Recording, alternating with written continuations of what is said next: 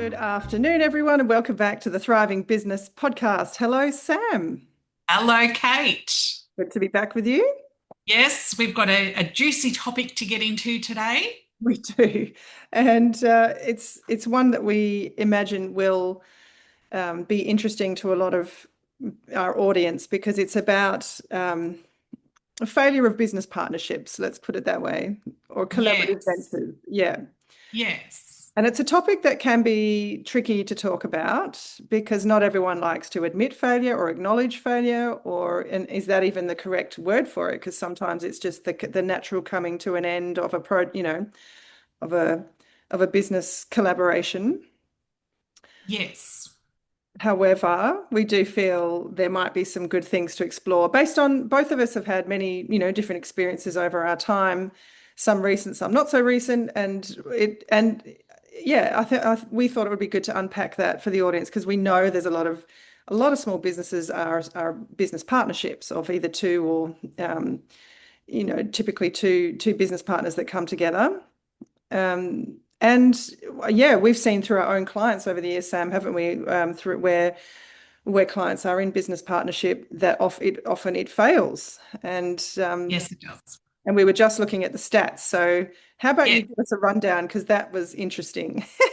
yes. And I wanted some stats today, Kate, because I wanted people to feel like they were in good company Yes. if they're saying, yes, that's me, I've had a failed partnership for Yeah. business. Yeah. Absolutely. Yeah. So let's have a look around the world, globally, across the board. It's about a 49% failure rate for business partnerships. So almost half Mm. don't work out for whatever reason. Yeah. So if we have a look at the United States, Hmm. they're not great. They have the highest rate of business partnership failure across the board, And which how is high? sitting, it's about 70%. Wow. Does it give a time frame or just? No, no, it doesn't. It just says on average about 70% of partnerships fail. Right. Okay. So not great in the US. Europe, they're behind the US, but not too far behind because it's about 50 to 70% for them as well. And Australia? Australia, we're not doing too bad. So we don't have really strong statistics for business partnership failure, uh, but it's suggesting that around 20 to 30% Oh, is that might all? be our rate. Okay. But it is tied a little bit. That statistic is tied in a little bit with startup failure. Oh, is it? Okay. Yeah. Yes, yes, it is. Yeah. But Yeah, because I did read, but that was globally, yeah, 60 to 65 of up to 70% of business partnerships fail over time. yes, Um, yeah, and in Australia, you're saying that's slightly less, but it's tied in with entrepreneur or startup failures, but they're also pretty high in Australia. When I was doing my research for my book, it's about 50% of startups fail within the first 2 to 3 years, isn't it? but Kate, startup failure percentage in the US is 90%. Wow. Okay, so we're doing pretty good. I Fascinating. feel like us Aussies are not doing too badly when it comes to failure rates. That's insane. Okay. Mm. I That's think we should interesting. clarify too that when they assess the success or failure of a business for the purpose of their statistics, they're not separating people that just decide to not proceed anymore. Mhm. They're classifying that as a business failure. Yeah. So I So, don't know that those right, statistics are we really should, great representative of what happens with. yeah, and it possibly the terminology is not accurate. It should be a business closure rate potentially. Yes, Um, yes. so what they're measuring are businesses that have closed their doors. So they've deregistered their ABN and they're no Mhm. longer trading. Yeah. And that could be a failed business partnership, or it could just be they've decided to get move on to something else. Yeah. Definitely, definitely. But Yeah. look, let's talk about the business failures today Yeah. because you and I have experienced this firsthand. Yes, we have. And we have both experienced different types of collaboration and business partnership failure. Yeah. And failure is a harsh word, isn't it? It is a really harsh word. Because is it just a learning experience? It's not always a positive experience and it can feel a lot like failure, but is it actually failure? Is it actually because some of the lessons I've learned through business so-called failures have been the biggest lessons that have helped me grow and strengthen as well.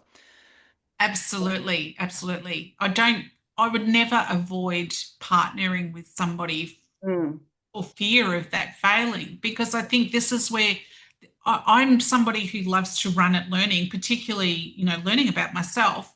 And I feel like you get accelerated personal growth when you're working inside a partnership.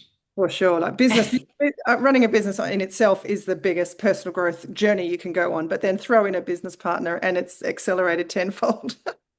Yes, Yeah. yeah, So I'd love to read out some of the reasons why they fail because as we were chatting before this show and it's fascinating and it's probably a good segue for us to talk about where ours, went south. yes. Um, so the top reasons are, and again, we used AI as we do, but it's got sources for this, which we love. For those listening who love AI as well, you can use the research function of AI to actually get citations of the sources. So you can go and fact check this stuff, Yes. um, which is always recommended. We talk about that a lot, don't we? Pushing back on AI and making sure it's factually correct and not Yes. hallucinating and all that. Anyway, so top reasons for partnership failures, communication and alignment issues. So communication breakdowns and goal misalignment. You and I have experienced that. Hmm. Different and conflicting values. We have definitely experienced that. Yes. Lack of internal communication and trust, which we've experienced also. The other part that comes, so number one was communication and alignment issues. Number two is financial and control problems, which you and I have experienced. A lack of transparency around finances, control issues with one partner treating others as staff is what it says here. Disagreements over profit distribution and resource allocation. We have experienced that. Yes. Work contribution imbalances also, yes. So unequal time and energy contributions and mismatched hunger levels for business success. So that's a really good overview, I think, because that's certainly been my experience. Yeah, so Sam, on those topics of communication and alignment issues, I think under that one, it talks of different and conflicting values. That's certainly been something that we've experienced. And Yes. yeah, the interesting thing there is that misalignment is definitely not always apparent in the beginning of a business relationship or any relationship for that matter. No, not apparent. And also, Kate, all too often not discussed. Mm, yeah, yeah. And to make that, like to not make that mistake again, I personally would want to know next time going into a business partnership, I would like to know more about that person's personality profile. Yes.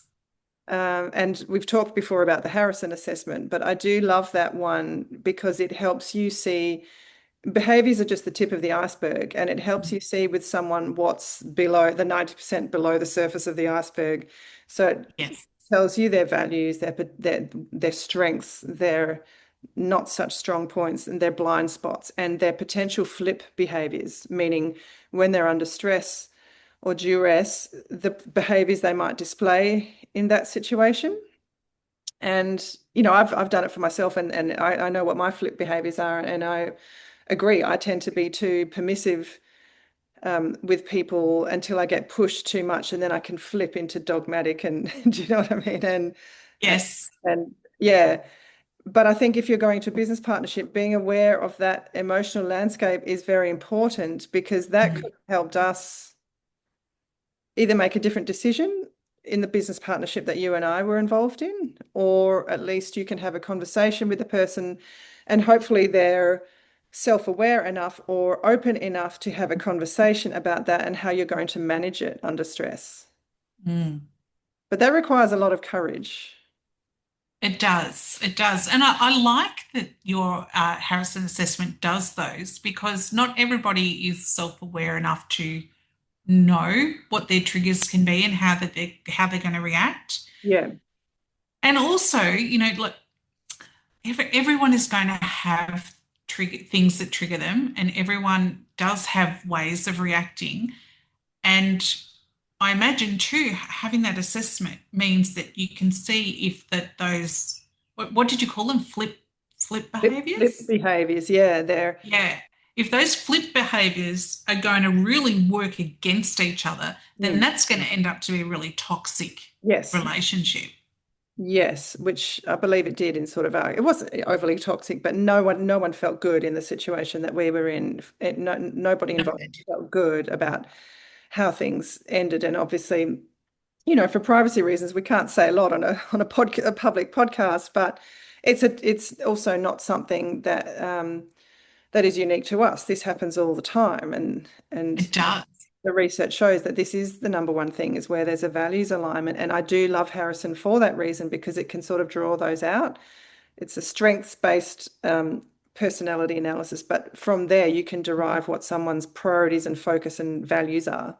Yeah. And it's just good before you go into any partnership to know the lay of the land with the person you're going. And like you said, have a conversation about the potential flip behaviors under stress, but also being if they are going to work against each other, like you said, it might be a wise decision not to go into that business partnership because Yes. unless that person is really self-aware and able to be open and reflective and work on themselves and work with you to have the tough conversations. Because I think that's where it went wrong in our situation. We weren't able to have those tough conversations early enough. Yeah. And also, Kate, I think we did, being totally honest and reflecting, I think we were too soft in those conversations too. Yeah. And we didn't fully communicate just how much things were affecting us all. Mm, yeah. Because, Yeah. as women, we all want to get along and we want everything to be nice all the time. The Yeah. problem was that sometimes we tend to bury things. Yeah. And I think we probably, as a collective group, I think we probably all did that a little bit too much. Yeah, and I think we fell into the trap that a lot of business partnerships fall into, which in the beginning, the honeymoon phase, it's all rose-colored glasses because the company mission resonates with all of us. Like we've got these Mm. company values and we're all on board and we're all working towards the same mission and we're all excited and it's all great. But then what we're not seeing at that point when everybody wants it to work so badly is, okay, you've got the company values, but are they everybody's individual values? And Yeah. yeah. Um, are you being transparent enough to be honest about that? And um, yeah, you're right. It's um, yeah, the rose-colored glasses mean that you tend to absorb a lot more of that discomfort, as you said, without bringing it up. And yeah, I think all of us, what happened in the end was exactly what my flip behavior is. You're permissive and allowing and very collaborative, and you take a lot, take a lot, take a lot. And because you don't have the courage to have those tough conversations earlier on, you end up in the flip behavior where suddenly you've been pushed to your edge and now the foot comes down. Yeah. Yeah, and then you don't want to budge because you feel like you've already been pushed far enough, Yeah. and you're like, this is my line in the sand now. I don't want to do this anymore. But there's too much anger, resentment there to actually Yeah. find a good solution. And then the distrust comes in. And so, speaking to another point on that list was the lack of transparency, Mm. which we certainly experienced, Yes, we did. which meant that the trust was broken. And at that point, there is no going back. There was no transparency around the financials, which meant that we did not know. Yeah, we just had it just meant that we couldn't trust anything that was Mm. going on. And it's a downward spiral from there, isn't it? It So, is. It is. And Kate, too, I think, another thing that sits alongside, everyone's got their values and you've got your trust, but also you spoke about the mission mm, company that we all bought into. And mm, here's where I think a lot of things go wrong as well, because it's really great to be on a mission and it's really great to set goals to achieve that mission and that vision. But another area where the wheels fall off this magical collaboration cart is that there are so many different ways in which you can achieve a certain goal. Mm, And like you say, in the honeymoon phase, everybody's on board. This is what we're going to do, but mm, without discussing the nuances of this is how we're going to do it. mm, When you start walking the path, it's like anybody that knows me, I mhm, always say there all roads lead to Rome. mm. There are so many of them though. So one person might be walking one path thinking, oh yeah, because we're going to Rome, we're all going this way. But if you've got, two, three, four, five people in this collaboration or partnership, and they're all doing things or they all have their own preconceived ideas of this is how we achieve this goal, this is how we drive this mission, none of those are aligned. Yeah. That can be a real problem, a very big problem. Yeah, which is what happened in the end with our situation where we couldn't agree on how to reach the outcome that we needed to. Yeah, And we had different opinions on that. And yeah, yeah. but the team dynamics at that point were just not healthy enough to work through that um, as a group. So yeah, it's a tough one to talk about, isn't it? Because you don't want to. I think the important thing to acknowledge is we're all at fault. There's no one person that's to blame in a business partnership. And it's important to go into things with eyes wide open. I mean, I'm the first to admit that I was overly optimistic.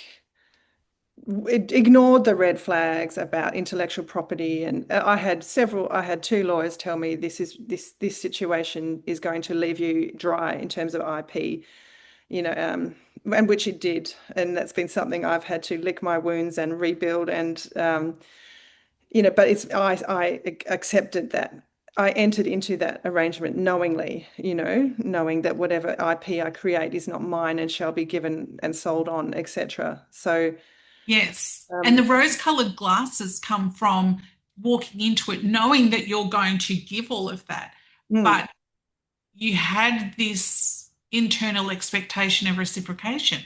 yeah, and so optimistic about what we could achieve together, and Yeah, yeah. yeah, And none of us sat down and said, what is the plan? How are we going to do this? Tell us exactly. What are mm, all the steps are involved? Because I know for me, even now, I've had to learn so much about how I'm willing to do things and how I'm willing to show up. mhm, And I had no idea about that back in the day, like years ago when I first started out. I didn't know things about myself mm, and where my lines were as far as I'm willing to do this in business, but I'm not willing to do that. yes, yeah, and And so, yeah, those boundaries we sort of only do learn through pain and failure, right? Yeah. yes, yeah, Um, yeah, I mean, a lot of people are more naturally self boundary enforcing, if you know what I mean. I've yeah. known people in my life that are just naturally very good at protecting their own boundaries, and Mhm. that's not something growing up a chronic people pleaser, that's not something that was innate to me. Like I'm much more likely to work for the greater good than consider my own boundaries, and then I get in trouble and resentful as a result. And I know Yeah, a lot of women suffer with that. yes. And particularly too, if you are new to business, you may not know what your boundaries in business are. Yeah, that's right. And that was kind of the case for us in this kind of business. We were Yes. very much naive to the lay of Yeah, yeah, it was a very new landscape for all of us stepping into that. mm, Um, all I can say is that well done us for for coming out the other side, having learned a lot. Because you yeah, do have to take away what it wasn't, it ended up being a negative experience, but we're the people who've had it in us to learn from it. yeah, Yeah, and I think that's where the language of failure is often not kind because it's a experience that you had that tested you on many levels and yes, left some pain and Yeah, but you grew through it and you couldn't do what you're doing now in the same way without that experience. correct. And growth is not always pretty. Um, No, it's called growing pains for a reason. exactly. Well, that's true. Yeah. Yeah. And look, we've gone on to have other collaborations and other Mm. partnerships and do joint ventures and things like that.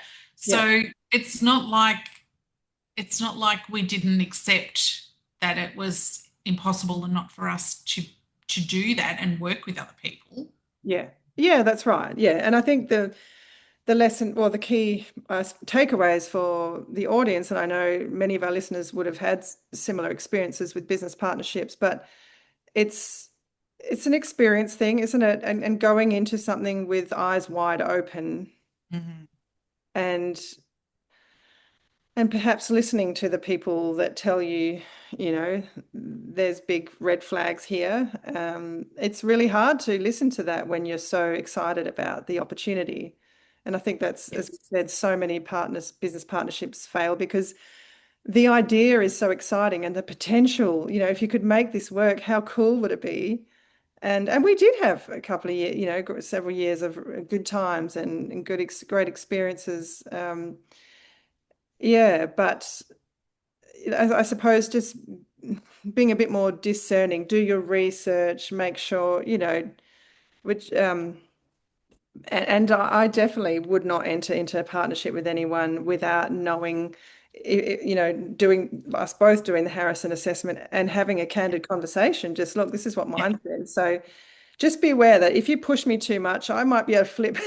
If I don't feel that, you're being honest or transparent enough, or this, there's whatever the things are that you need, then, I have the potential to do this. I'm aware of it, but it's not something I'm proud of, and it's something I'm working on. But I need you to work with me so that we don't get in that situation. And then it's a very courageous conversation about, well, what do you need and what do I need? And are we each able to do that If that, for each yes. other? Kate, I like to now I just use a template I got off the internet as a Mhm. starting point. Mhm. But there are many, if you go to the business bureau or, whatever is in your state, you can get templates for joint ventures and partnerships and things like that. And Mhm. they're a really good starting point to have these conversations with people. Okay. Um, bring your personality test, bring your templated joint venture agreement, because it's going to force you to both sit there and answer questions that you might not be thinking about. And, if you keep the template and as you do more and more collaborations or partnerships, you can, develop one for yourself. Mm. But starting with the template the first time I did this was really good because it forced us to create exit strategy. It forced us to really talk about some of these nuances that you do gloss over when Mm. you are so excited and in love with the idea. So did you use that template in your most recent collaboration? Yeah, yeah. Okay. And the last collaboration that I did, because we had the exit strategy in place, Okay. I think that really dramatically increased the possibility of that collaboration ending in a way that wasn't hurtful to people personally. That's a really good point because we didn't really have an exit plan. No, In fact, we were tied into a 5-year contract that in the end dissolved after about three, but um, there was no way that we could get out that felt good to us. no. And even the way you were released compared to how I was released was managed differently and it Mm. looked different for both of us. Yeah. And I know that I certainly felt like I was choosing between the frying pan and the fire. I Yeah. didn't feel like they were good choices. Yeah. That's right. Mm. That's a very good point. Yeah, so go in with the eyes wide open. Get one of these templates from was it the Small Business Bureau, you said? Oh yes, like that you just Google them and there are lots. Make sure you get one from some kind of government Reputable. business agency or yeah, someone with a reputation. Yeah, and having that exit strategy to protect you all is a great advice. Yeah, Yeah. Yeah. It's never an easy conversation to bring up. I don't think this is working. yeah. I think we need to separate. But you've done that very recently, and you managed to do it in a way that was amicable Yeah. and yeah, I guess what you're saying is that's because you actually put some thought into, okay, let's be realistic and imagine the situation where this doesn't work out. Yeah. And then when it didn't work out, but it did work for a while, your Yeah, collaboration. it did. It did. But then as things grew, um, each person inside of that part, inside of that collaboration and I don't know, but yeah, partnership.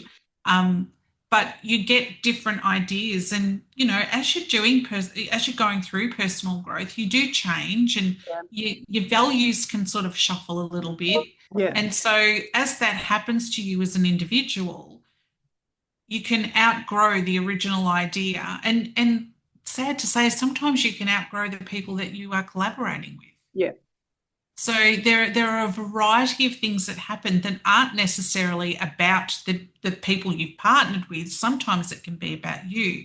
hmm, Sometimes you can be partnered with wonderful people, and maybe the business idea that you were so excited about when you started, but maybe your ideas and perceptions have shifted, and yeah, now maybe that's not something that's so important to you anymore. So it this is where saying it's a failure is such a furphy. It's wrong. yeah.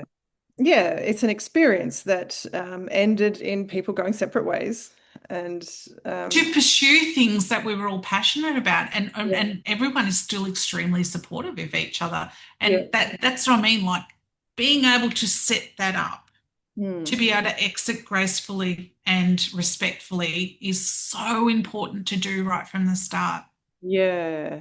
And I definitely learned a lot through our negative experience about what my business values are Yes. and how I'm very clear now about how I do want to do business and how I don't want to do business, which is a beautiful thing. Yes. Yeah. And yeah, it allows you to be more discerning in any other, future collaboration. Mm.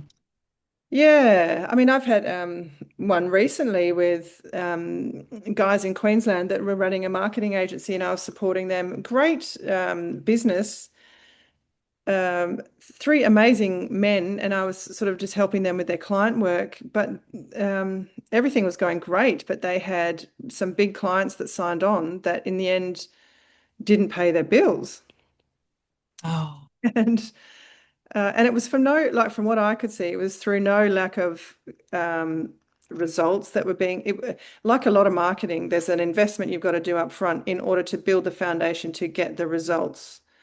In a long, marketing is not an overnight thing, is it? And mm. you know, one company in the US paid a decent sum to get the foundations built. But then before the foundation, we had the whole systems ready to go. And he pulled the pin because he said, I've invested all this money, but I haven't seen any results yet. And we did Zooms with him and we're like, do you realize you are on the point of monetizing the money you've invested? You are on the verge of, we're about to hit the trigger on all systems go to roll out this campaign for you that's going to be amazing. And he pulled the pin, said no. And that happened a couple of times. And a small business like that can't carry that cost, that No, they can't. yeah, of work being done, but clients not paying.